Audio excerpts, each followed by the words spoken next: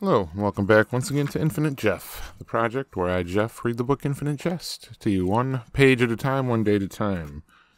This is page 302. Here we go. Idly, and tried to keep true withdrawal at some sort of bay with bottles of Codenex Plus.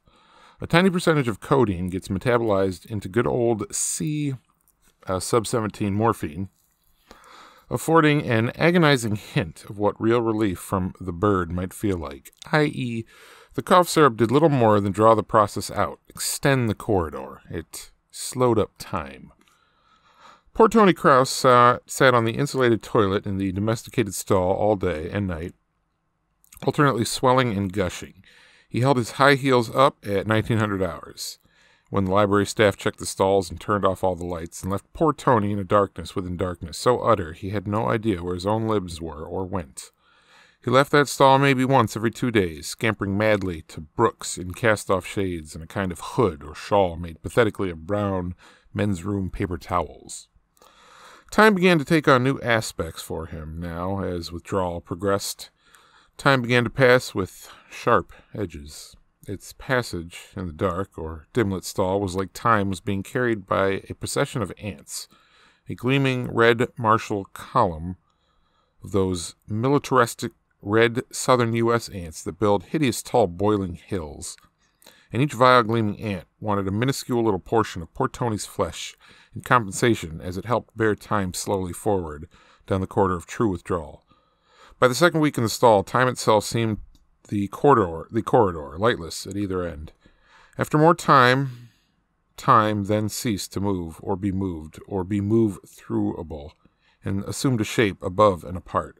A huge, musty-feathered, orange-eyed, wingless fowl hunched incontinent atop the stall, with a kind of watchful but deeply uncaring personality that didn't seem keen on poor Tony Kraus as a person at all, or to wish him well.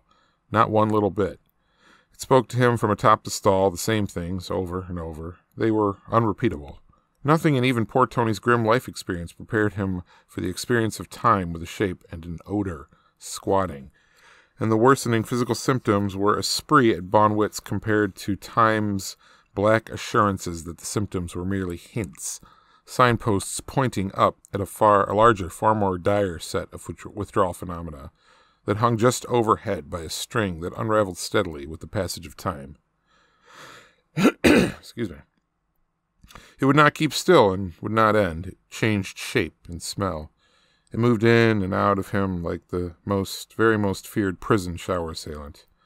Poor Tony had once had the hubris to fancy he'd had occasion to really shiver ever before. But he had never really truly shivered until time's cadences, jagged and cold and smelling oddly of deodorant, entered his body via several openings, cold the way only damp cold is cold. The phrase he'd had the gall to have imagined he understood was the phrase chilled to the bone, shard-studded columns of chill entering to fill his bones with ground glass, and he could hear his joints glassy crunch with every slightest shift of hunched position, time ambient and in the air, and entering and exiting at will, coldly, and the pain of his breath against his teeth. Time came to him in... All right, and that marks the end of page 302, rolling right along, of this book, Infinite Jeff. Good night.